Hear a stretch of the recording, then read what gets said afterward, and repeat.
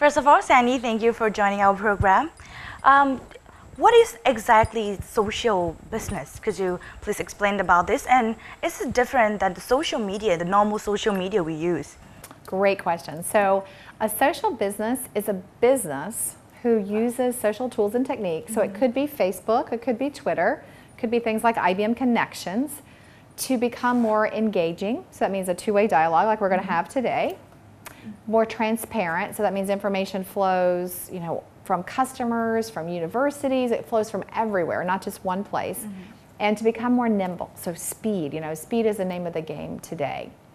A social business applies social to all of its business processes. So if you think about social media is a subset of a social business because it's being applied to a marketing process, a PR process, or communications. A social business might also apply social to sales, to retention and HR, to supply chain. So there's a whole range of things. It's broader than just marketing. So a social business looks at doing it in all of its processes. In your opinion, why do businesses these days need to become social business, need to use it? Well, I think a couple things. I think customers demand it. They want to be participants with a company today. They don't want to be a spectator. They want to be involved in innovating with you on your product. They want to tell you how you're doing, on customer service. They want to participate in coming up with a new idea. So I think consumers today, and even B2B, they want to be a part of you and who you are. So no longer does a company own its own brand, it doesn't control its own brand. It needs to orchestrate. It needs to get all this ecosystem working with it to produce the best product. And I think it's such a compelling way that we work. It's going to completely change the working world and the way even we work today. Okay, talking about in Asian context, business people here, some are young generation and they might be familiar with the social business, but some of them are older generation that might not be familiar with the social business or all the internet or the devices. How would you like to change this attitude of not caring about social media or not caring about the social business, or they might think that social media, social business is for young generation, only for entertainment? Right, and I think that's a common assumption. If we compare this to the internet, if you think back to the internet, many companies with their more experienced employees, I won't say old, I'll say more experienced, a lot of those employees said the internet would only be used for kids, it's going to be university, it will never impact business. And then today, could you name a company who doesn't have a use of the internet in business? No. Everybody does. The same thing's going to happen with social. It's going to be the same kind of transformation, which means that you're right to kind of point out some of these differences between digital natives and immigrants and those who don't use the technology. So I think for a short period of time, companies are going to have to be multi-use. They're going to have to use social and traditional means. They're going to have to combine the two together.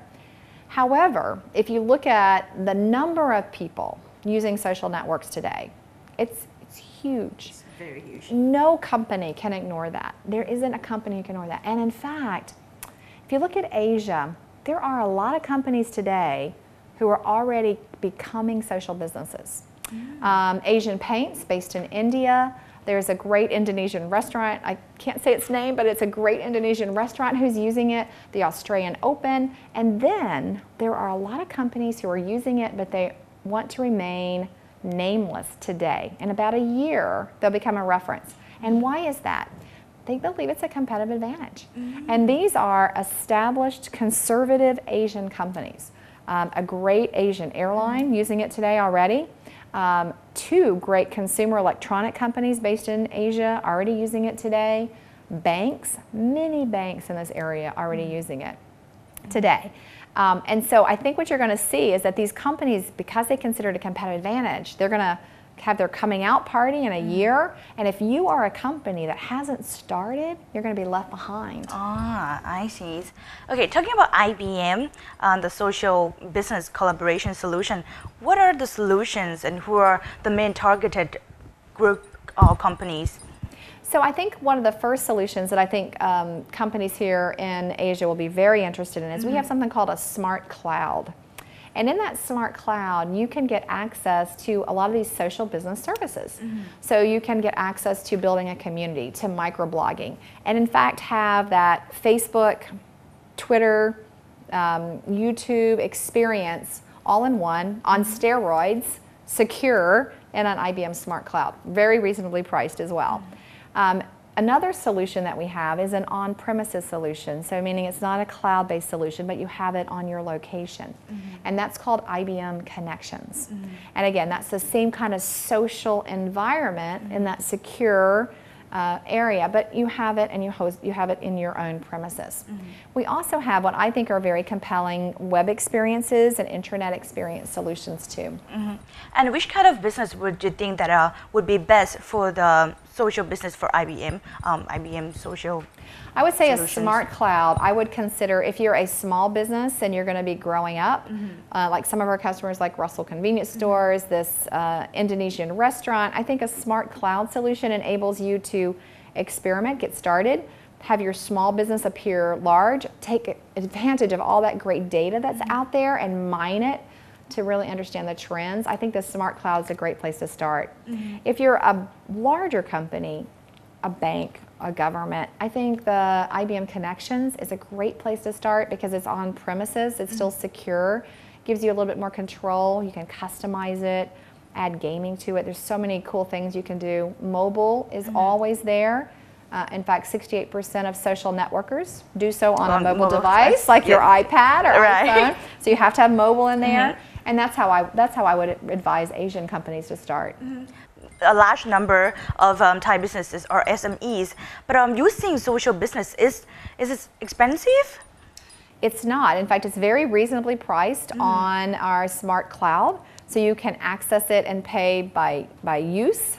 And then you can see the power of what's there. I would advise small businesses in Thailand to look at some of the references. Look at some of the dry cleaners. Look at the restaurants. Look at the convenience stores. Look at the hair salons who are using it in other parts of the country and other parts of the world and already getting value from it, because that's going to happen here.